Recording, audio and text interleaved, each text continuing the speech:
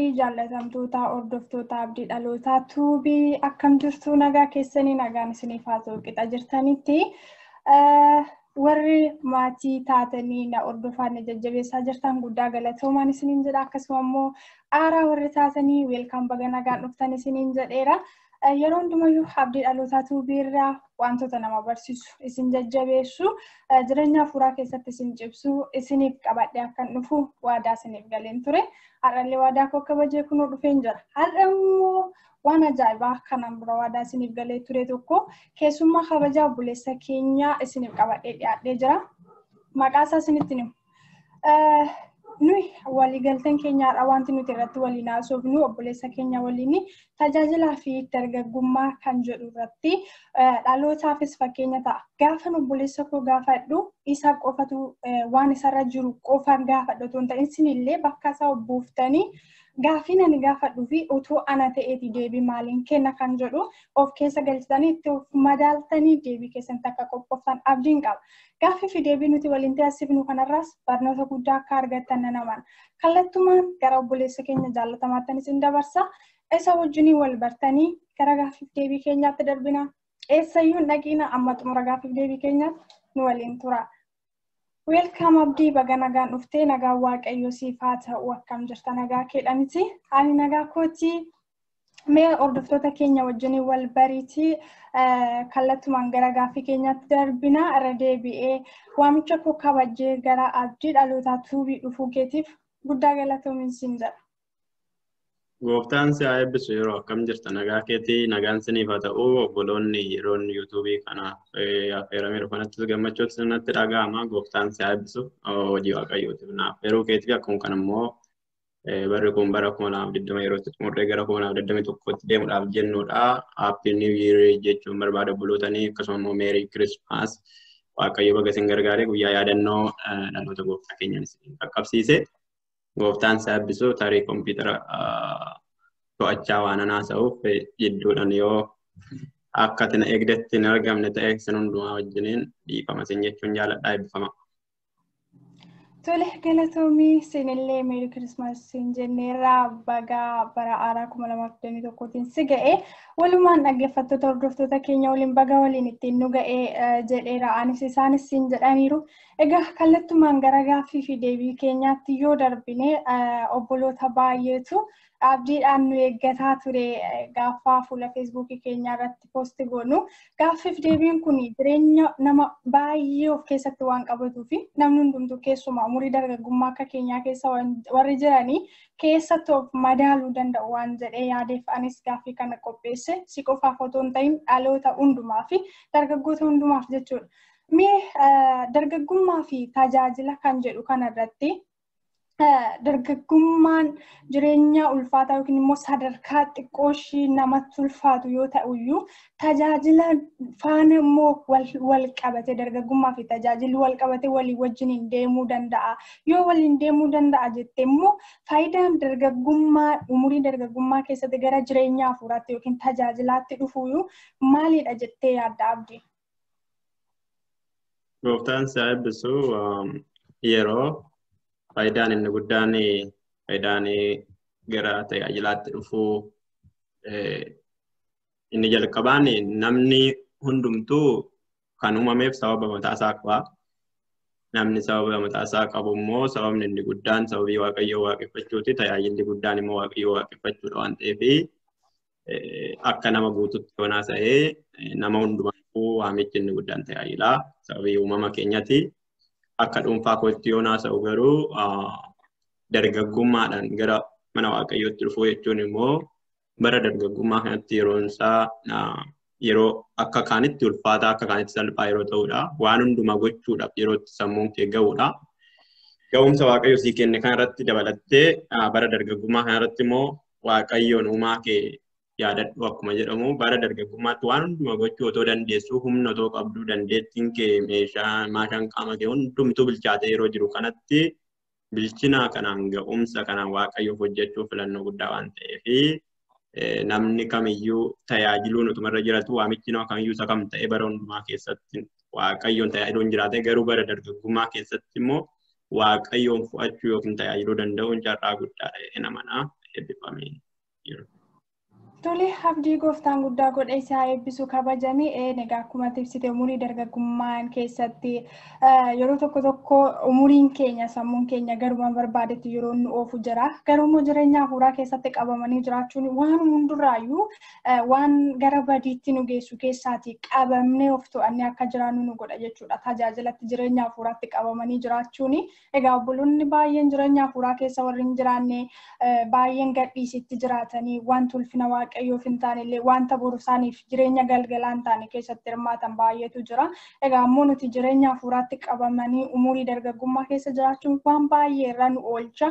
Galgalli keenyaaf illee mana akka qopheeffannu nu godha. To'annaa nutti godha. Of eeggannoo nutti godha. Of qabuu akka dandeenyu nu godha. Guddaa galatoomi waaqayyo si haa eebbisu.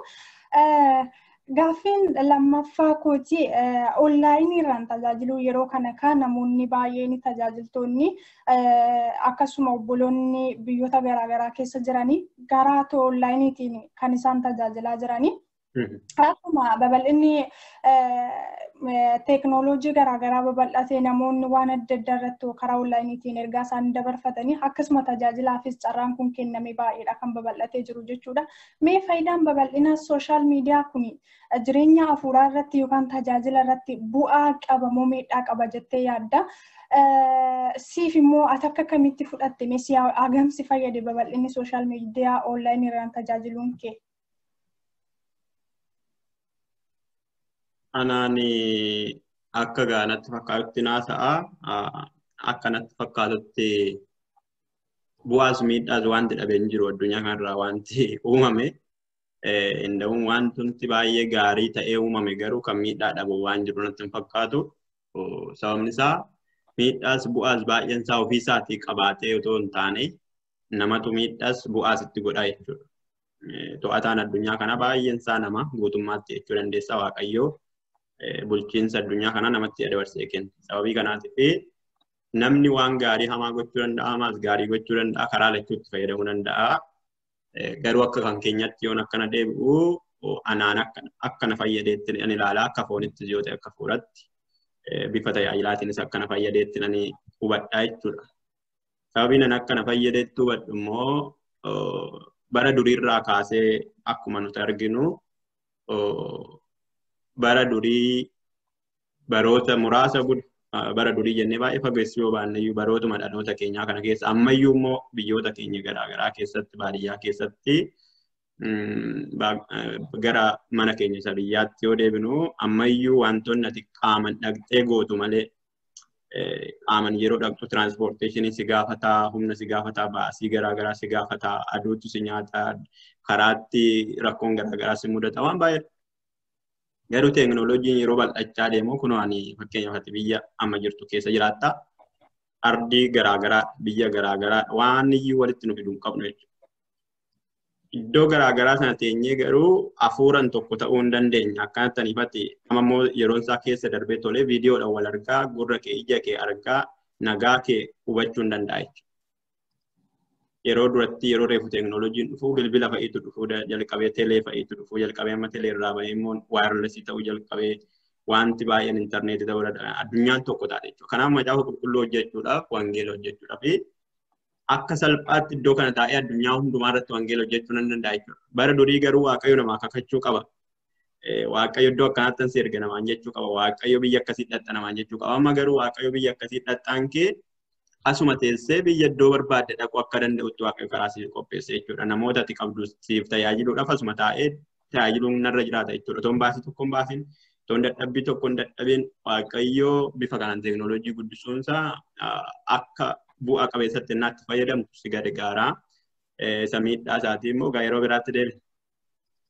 Tole abdii guddaa galatoomii waaqayyo bara kee eebbisuu ibsa gaarii barnoota gaarii obbolootaaf ta'u dabarsiteetta. Egaa anis asumaatiin yaada koo xiqqoo dabarfachuu yoon barbaadu yoon waan keessa koo bule babal'ina sooshaal miidiyaa irraan kan ka'e babal'inni guddinni teeknooloojii jireenya hafuuraa keessatti tajaajilaaf faayidaa guddaa buuse dhalootaaf jedhee nan yaada.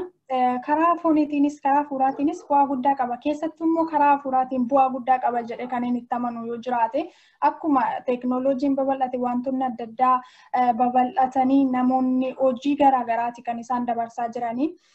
Namni immoo waanuma ija isaatiin arge tokko yaaliidhaaf yeroon itti geggeessu jira jechuudha. Yeroo sammuunsaa yaadni isaa yaaliidhaaf isa kakaasu jira.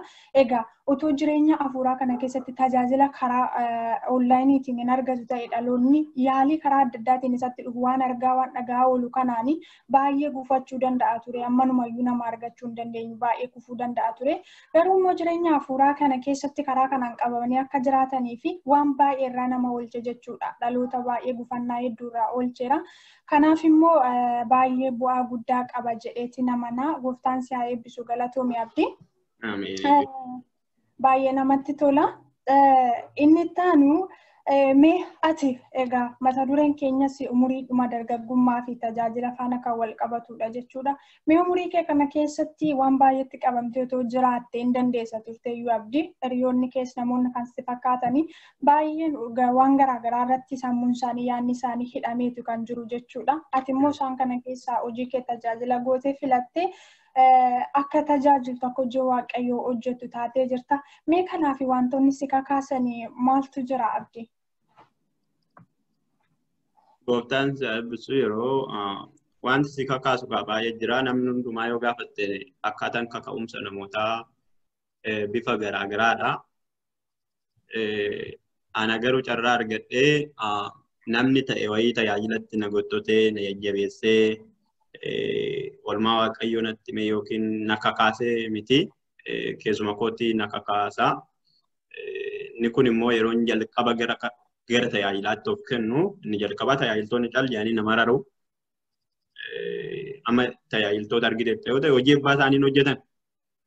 Hojii hiriyaa isaanii tokko daadoo wayii miti. Wanta boru deebi'anii harkatti fudhatan harka kennan wayii miti. Innaa waanuma hin argamne tokkoof hojjetu. Nuti immoo bara daa'imummaa keenyarraa kaanee yeroo baay'ee sammuu koo keessa kan dhufuu fi akkan tajaajilatti cimu kan dhukanaa ta'u bara daa'imummaa keenyarraa kaanee mana barumsaa yeroo gallu waggaa yoo xiqqaate 15 yoo xiqqaate waggaa 12 waan akkasii baratteetudha gara hojjetaa mootummaatti deemte. Hojjetaa mootummaa ta'uun egaa namni karaa qaxxaamura garaagaraa ta'a sirna qabeessaan garuu hojjetaa mootummaa ta'uun amma kutaa 10 barachuu si gaafataa kutaa 10 irratti dabaltee kolleejjii seenuu si gaafataa achirraa darbitee immoo kolleejjii booda gara yoo kolleejjii dhaquu baatte immoo yuunivarsiitii yookiin garaagaraa dhaquu sirra jiraataa achirraan waggaa waggaadhaan faaressaa guddisaa deemuu sirra jiraataa bara kee guutuutuma barattuudha hojjetaa mootummaa ta'uudhaaf eeguudha hundumtuu. Mootummaa jechuun har'a dhufee yookiin waggaa tarmii isaa waggaa 4 waggaa 5 bulchee yookiin sana yoo ta'u hin gahin kan du'uu danda'u namuma akka keenyaa kana jechuudha. Yookiin dhaabbata dhuunfaa tokko waan ta'e hojjechuudhaaf ati waggaa amma kanaa baratte. Waggaa amma kanaa inni baratte suni guutummaatti waan achi keessa hojjettu sanaaf siif hin ta'u. Gaafa dhattee hojii sanatti seentu wanta ati baratte baay'eetu waldhaa. Baay'eema tokko kan sin gargaarre jira jechuudha. Waan ati baratte keessaa. Kanaaf akkana deebitee yeroo laaltu bara dhaloota kootii kaasee amma dhaqee areeda baasu amma dhaqee dargaggeessa ta'utti hojii mootummaa tokkitti qabaachuufan amma kana baradhe yoo ta'e amma kana xaare baasee amma kana baase dafqee amma kana narra cite yoo ta'e hirriba dhabuun jira waan baay'ee jira yaa namni baratu hin beekaa. Hojii waaqayyoo hojjechuun immoo ammam namatti salphatu baay'ee naa jaalatu waa'ee kanaa yeroo hin taa'ee yaadu jechuudha. Waaqayyo jalqaba hojii ofii keenyaa nuuf hojjeteetu dabarsee immoo hojii isaa akka hojjennu nu gargaara. Waaqayyo immoo humna isaatiin nu gargaara malee dandeettii keetiin waan dargaggeessa taate hojii waaqayyo hojjechuu hin dandeessu. Garuu murtoo kan akka murteeffattu waaqayyo yeroo si keessa kaa'u waaqayyo immoo humna ittiin si dandeessu waan si keessa kaa'uufidha. Bara dargaggummaa kanarratti waaqayyoof hojjechuun nu keessa jiraata malee hojii biyya lafaa baay'eetu jira kan akka dhuunfattis amma malee hojii biyya lafaa hojjechaa kan hin jiru baay'ee jira. Akka dhuunfattis hojjettee immoo kan si hawwatu baay'ee jira. Tajaajila kan si jibbisiisu baay'eetu jira. Sin kakaasu tajaajilaaf yoo wantoota garaagaraa laaltu obboloonni miidhaganii uffatanii bashannananii haadha manaa qabaatanii waan ta'e qabaatanii jireenya biyya lafaa kanatti bashannananii jiraatu sin kayyachiisu. Garuu hafuurri waaqayyo wanta si dandeessisuu fi waaqayyo oolummaan siif oolee yeroo yaaddu gara oolmaa waaqayyootti yeroo deebitu ani waaqayyoof maalan ta'e kan yaadatte jechuudha. Yoo akkas ta'eedha malee tajaajiluu hin danda'amu bara dargaggummaatti. Sababni isaa dargaggummaa kee kan barbaadu baay'ee jira. Biyyi lafaa kun mootummaan kun kunoo dargaggummaa kee barbaada malee daa'ima dhaqeen qacaru. Ati dargaggeessa yeroo taatu nama waggaa 20 minaan yeroo taatudha kan qacaramtu barumsa xumurtee argite miti kutaa 16 baratteetudha kaampaasiidha yeroo baatu ijoolleen injiinarii amma gara 19 baratu kana keessatti kufuu jira ka'uutu jira waan baay'eetu jira otoo achi hin gahin du'uutu jira. Garuu waaqayyoon nan tajaajila jettee gaafa sammuutti yaaddu gaafa keessa kee bulurraa kaasee waaqayyo waan si gargaaruuf tajaajiluu dandeessa. Kanaafidha gooftaan si eebbisu isa kana yaadaan yeroo hundumaa.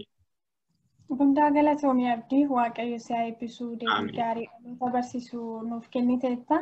Egaa akkuma ati jettee umurii dargaggummaatti wanti hundumtuu nu barbaada, seexanni nu barbaada, biyyi lafaa nu barbaada.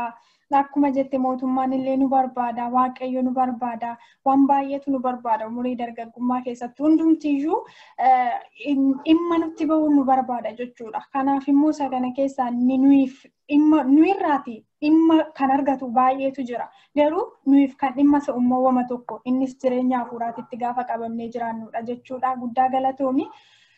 Gaaffiin kun ittaanu Abdii. Tajaajilaan tokko hojii dhuunfaa isaatiittis hojjechuudhaaf tajaajilaan alatti hojii dhuunfaa isaatii kan ta'e hojjechuudhaaf maaltu isa daangeessa wanti daangeessu jira fakkeenyaaf tajaajiltoonni hojiidhuma tajaajilaa irratti qabamanii dinagdeen isaanii yeroo gadi bu'u jira. Macaafa qulqulluu keessaas immoo yoo ilaalle egaa hojii irratti otoo hojii dhuunfaa keenyaa hojjetannee of dandeenye of gargaarreeti wanti nu daangeessu waan barreeffame natti hin fakkaatu mi'aata akka kamitti ibsita? Otoo akka kootitti otoo danda'amee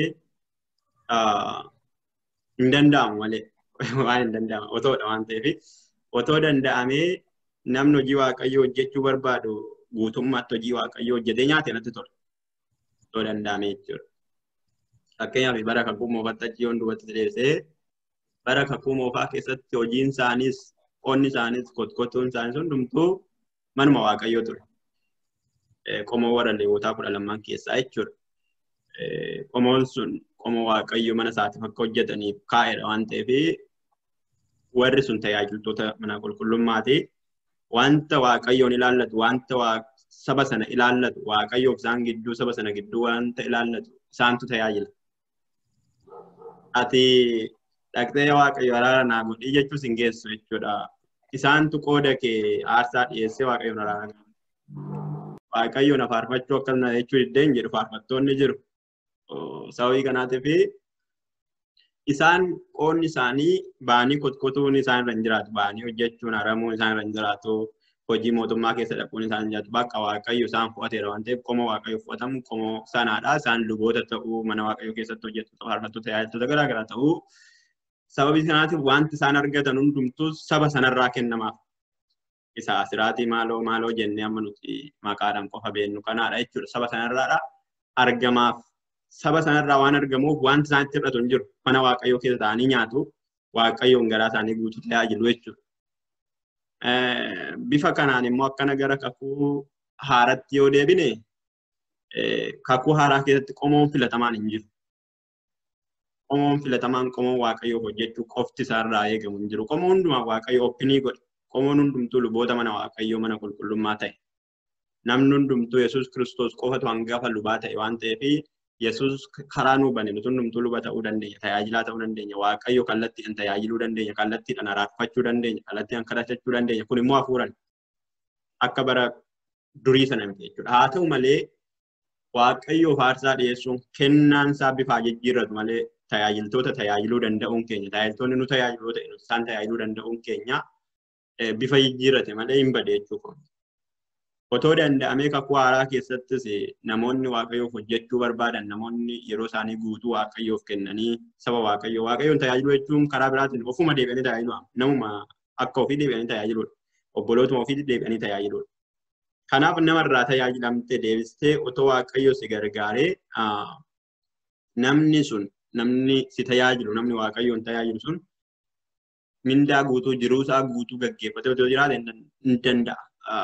Gaariidhas garuu kun immoo hojjetee nyaachuu isa dhorkaa kan jedhu seerri hin jiru jechuudha. Kanaaf namni macaafa qulqulluu keessatti hojii biraa dhiibnan haadha manaayyuu yoo fuudhee qalbii isaa hirtiidha. Ijoollee godhataa qalbii isaa hirtiidha. Sababii qalbii isaa hiruuf namni tokko of murteessee tajaajila qofaatti of kennee guutummaa jireenya isaatii tajaajiluu hin danda'u jechuudha. As deebi'ee maatii isaa tajaajiluu danda'a karaa foonitiin. As deebi'ee haadha manaa isaa tajaajiluu turre jiraata. Sababii kanaatiif qalbiin isaa hiramaa. Qalbiin isaa hiramaa akka hin taaneef garuu otoo danda'ame sabni warri Waaqayyoon irraan tajaajilaman saba sanaa irraa tajaajilaman isa danda'anii isa jiraachisanii baay'ee gaariidha. Isaaniifis gaariidha, tajaajilaa sanaafis gaariidha. Garuu tajaajilaan sun ofii isaatiin of danda'ee immoo hojjechaa of danda'ee hojii Waaqayyoo karoorsee cinaatti hojjechaa yoo jiraate immoo tajaajilaa sanaaf baay'ee gaariidha. Sababni isaa ba'aan tokkoyyuu sarara hin jiraatu. Yoo rakkoon uumame yeroo kamiyyuu rakkoon yoo uumame rakkoo sana keessatti damdamatee jiraachuu danda'a. Namni harka namaa biraatiin sooramu garuu rakkoon tokko yeroo uumamu rakkoo sana jala darbuun isarratti baay'ee ulfaataa waan ta'uuf jechuudha.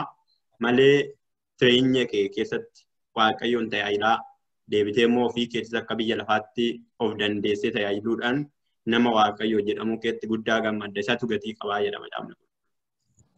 Tole Abdii gooftaan koo guddaa godhee si haa eebbisu ibsa gaanuuf kenniteetta waan ta'eef obboloota baay'ee tajaajiltoota baay'ee akkasuma immoo saba Waaqayyoo warra tajaajilaa irraatii eebba argataa jiranii ergaan kee kun baay'ee fayyada jedhee yaada sammuu nama baay'ee keessatti madaallii keessa gala jedhee waan yaaduuf guddaa galatoomi ibsa dabalataa yeroo keenyatti fayyadamuudhaaf ittiin dabalu kan keeyyuu gaadha jedhee waan yaaduuf guddaa galatoomi.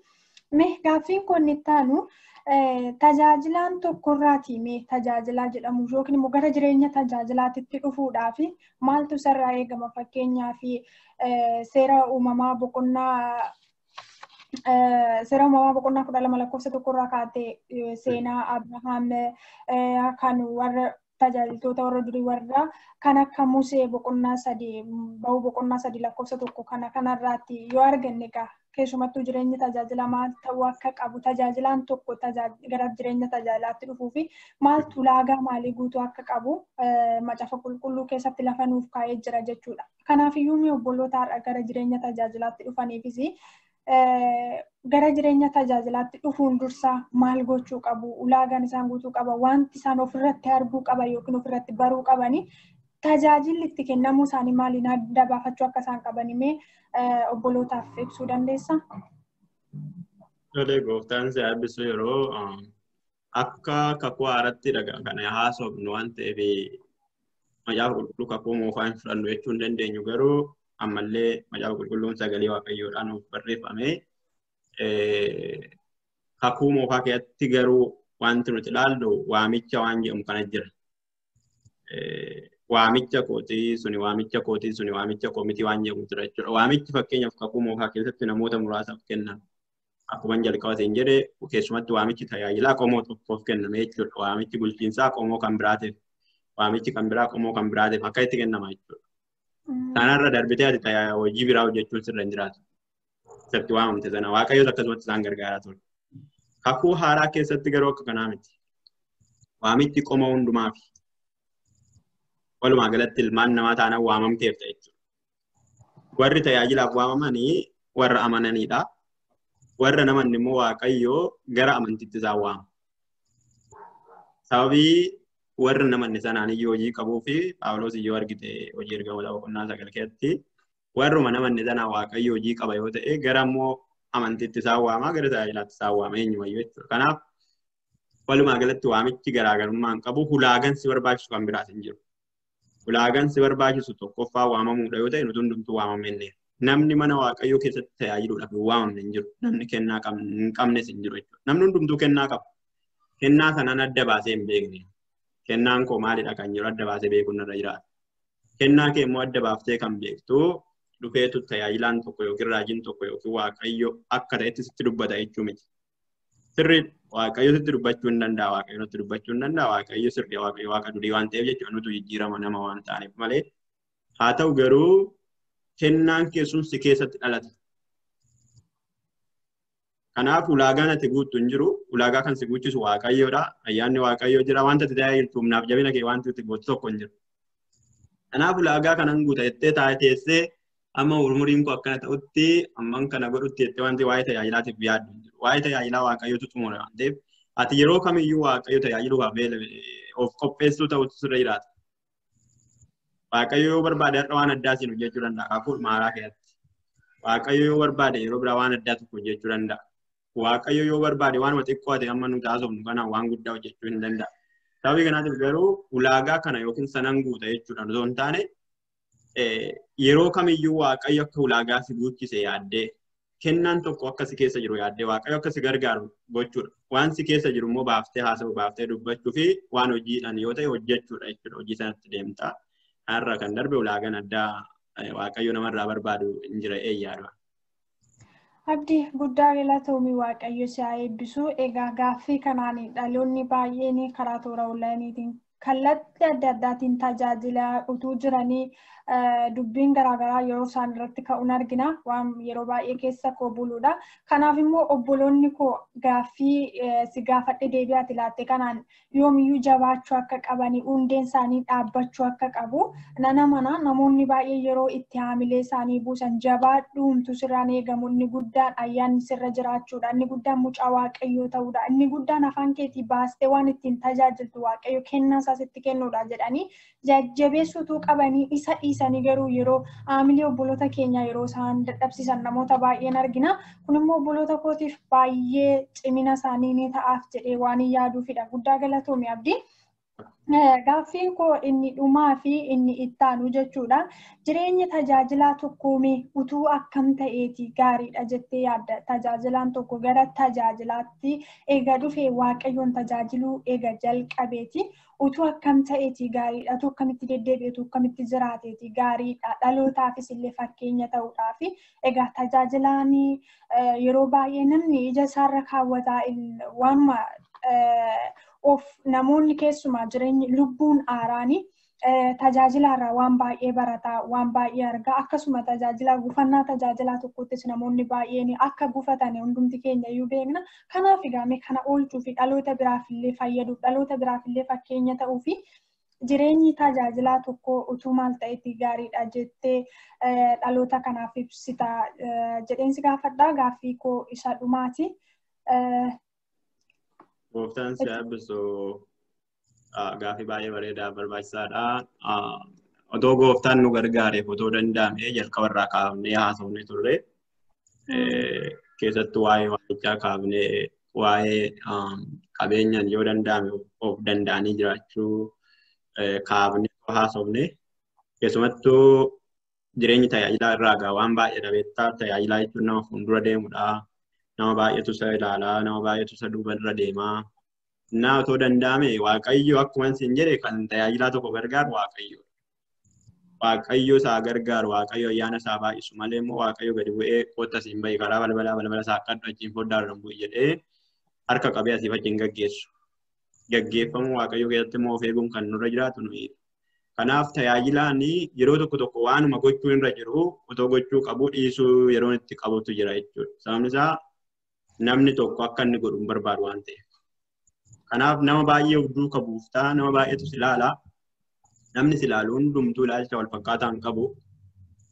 Hubannaa ati qabdu si qixa hin qabu. Inni tokko yoo ati nyaatte maaliif nyaata kan jedhutu itti uumamuu danda'a. Inni kaan yoo dhugde maaf dhuga kan jedhudha. Kanaaf jireenyi tajaajilaa walumaa galatti an akka kootti ulfaata yaada. Garuu waaqayyo waanta gargaaruu fi namoonni kanaan dura tajaajilaa turaniiru waan ta'eef akka addaa tokkotti akka ba'aa ulfaataa tokkotti ilaaluun nurra hin jiraatu. Sababni isaa waaqayyotu si gargaara malee dandeettii keetiin miti. Haa ta'u malee ogummaadhaan hubannaadhaan keessumatti immoo waan tajaajilte sanaan yoo jiraatte baay'ee gaarii. Yoo namaan waliin qoodinaa jettee barsiiftee taanaan asis qooduu sana keessaa yoo baate gaariidha. Keessumatti wanta dubbatte waan tajaajilte namoonni baay'een waan ati jetteen si qabu waan ta'eef deebi'an jechuudha. Kanaaf bifa kanaan yoo ta'e gaariidha. Tajaajilaan tokko keessumatti immoo nama biyya biraa gara biraarra caalatti nama wajjin jiraatu, saba wajjin jiraatu yookiin saba inni ofiisaatti tajaajilu sana amala isaanii beekee otuma isaaf ta'u, otuma nyaachuun isaaf ta'u sabni kun akka inni nyaanne barbaadaa jira taanaan hubatee ilaallatee dhiisutu irra jiraata jechuudha yeroo tokko. Yeroo nyaatuma isaa afaanii kana jechuun miti. Deemsi tokko gochaan tokko hin jira. Mirga isaati. Sagalee waaqayyoos isaan hin mormu garuu sabni suni akka sanatti san hubatu yoo ta'e dhiisuu danda'u turre jiraata jechuudha. Obsa qabaachuu turre jiraata jechuudha. Wantoota bira darbuu danda'u turre jiraata jechuudha. Saba sana yoo danda'e ija tokko laaluu fi amma danda'etti waaqayyootti hirkachuudha malee egaa nama hundumaa gammachiistee jiraachuu hin dandeessu. Waaqayyo yoo danda'e garuu irra caalatti waan amma baay'ee nu rakkisaa jiru qabeenya nuuf danda'e jiraachuu. Hojii isaa hojjechaa amma danda'etti immoo mana waaqayyoo fi hojjete biyya lafaattis ittiin badu biyya waaqayyoo irrattis immoo namichi kun itti gaafatamummaa jalaa kan jedhudha gooftaan isaa eebbisu. Tole Abdii guddaa galatoomii waamicha koo kabajjee gara Abdii Dhalootaa tuubiitti dhuftee yaada kennuu ibsituuf keetiif guddaa si galateeffadha. Waaqayyo si haa eebbisu. Eeyyee nagaa gaaffii koo dhumarra si gaafadhe kana keessumattuu tajaajiltootaa fi baay'ee isaan fayyada jedhee yaada. Yaa Phaawulos akkuma jedhu foon nyaachuun obboleessa koo hin gufachiisa yoo ta'e foon nyaachuun anniisaa jedha. Egaa wanta dhaloota gufachiisuutuma nu fayyaduyyuu dhalootaaf jecha sanu duubaan gufatu sanu duubaan miidhamu laallee dhiisnee akkuma ta'etti yoo dhumallee haala nuuf mijanne keessa jiraanne illee haala mijanne keessa kan akka jiraannu nu godhu ofiidhuma keenya. Kanaaf immoo of qabaa amma ta'e namaaf jecha dhaloota nu duuba jiruuf jecha otoo jiraanneeti baay'ee gaariidhaan jedha tajaajiltootaaf ergaan ani qabu. Guddaa galatoomii Abdii waaqayyoon koo si haa eebbisu. Asumaanii obboloota Abdii Dhalootaa tuubii hordofan akkasuma karaa fuula feesbuukii kootiitiin namoota na hordofanii sisillee hordofaniitiin wanti jechuu barbaaddu yoo jiraate gabaabsittee ergaa kee dabarfachuu dandeessa.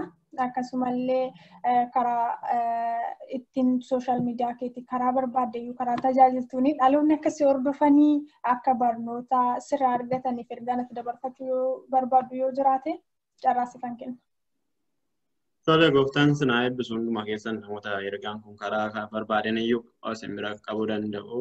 Egaa sooshaal miidiyaan baay'ee bal'aadha. Waaqayyo na gargaare. Maqaan feesbuukii kootii akkuma iskiriin irratti argitan Abdiidha. Abdii TG jedha feesbuukiin koos akkasii. Yuutuubiin koo immoo Abdii Guddisaadha. Akkuma kana immoo Abdii Dhalootaa kan jedhu kan obboleettii keenya Yeroosan warri hordoftanis karaa barbaade karaa feesbuukii haa ta'u karaa biraatiin warri isin kan siniifaa ta'uu irra deebi'ee waaqayyo sinaa eebbisu eebbifamaa yeroo garaagaraatti barumsa garaagaraa nama hin danda'e akkuma obboleettii keenya kana barumsa hafuuraa akkasuma immoo barumsa afaan Oromoo kan foonii jechuudha. Waan nama jaa'u kan fakkaatan yeroo garaagaraatti ittiin ga'aa ture obbolootaani yeroo biraa immoo wal arginutti gooftaan sinaa eebbisu eebbifame yeroo. Galatoomii Abdii waamicha koo kabajjee turtii yeroo amma kana naaf kennu keetiif guddaa eebbifamii yoo waaqayyo carraa nuuf kennee yeroo biraatti deebinee wal arguu dandeenya. Shalom.